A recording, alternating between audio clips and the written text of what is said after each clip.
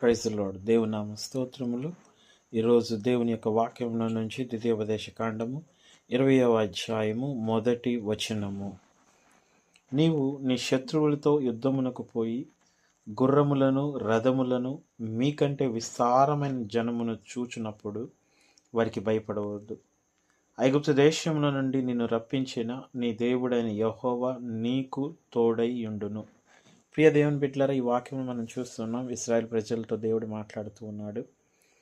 నువ్వు యుద్ధానికి పోయినప్పుడు నీ శత్రువులు వారికి ఉన్న విస్తారమైన జనం కానీ గుర్రాలు కానీ రథాలను కానీ వీటేటిని చూచి భయపడద్దు. ఎందుకంటే నిన్ను ఐగుప్తు దేశముల నుంచి నువ్వు యుద్ధం చేయకుండా బయటకు తీసుకొచ్చిన అదే దేవుడు ఇప్పుడు కూడా నీ కోసం యుద్ధం చేయబోతూ ఉన్నాడని మాట్లాడుతూ ఉన్నారు. ప్రియ దేవుని బిడ్డలారా, ఈ రోజున దేవుడు అదే దేవుడు ప్రతి ఒక్క తన బిడ్డతో మాట్లాడుతూ ఉన్నాడు.